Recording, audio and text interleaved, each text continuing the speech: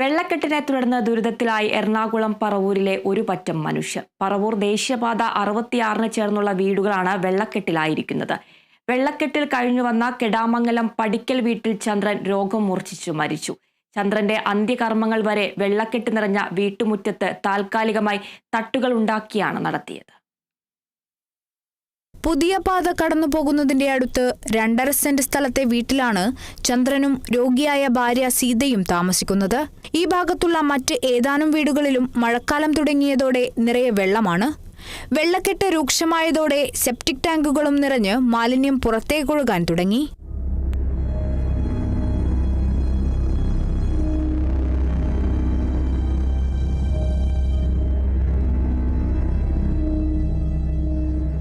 പരിസരവാസികളും നഗരസഭാധികൃതരും കളക്ടർക്കും കരാർ കമ്പനി അധികൃതർക്കും പരാതി നൽകിയെങ്കിലും പരിഹാരമുണ്ടായില്ല.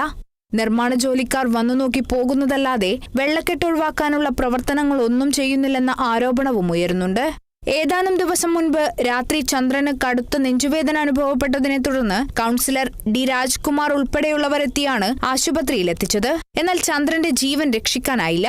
ചന്ദ്രന്റെ മരണത്തെ തുടർന്ന് വിവരം നഗരസഭാധികൃതർ ജില്ലാ കളക്ടറെ അറിയിച്ചു.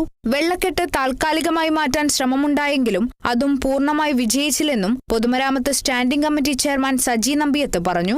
ഓരോ ദിവസവും പൊറുതിമുട്ടിയാണ് ഇവിടുത്തുകാർ തള്ളി നീക്കുന്നത്. അധികൃതർ ഇനിയെങ്കിലും കണ്ണു തുറക്കണമെന്നാണ് ഇവരുടെ ആവശ്യം. Kerala vision news, Kochi.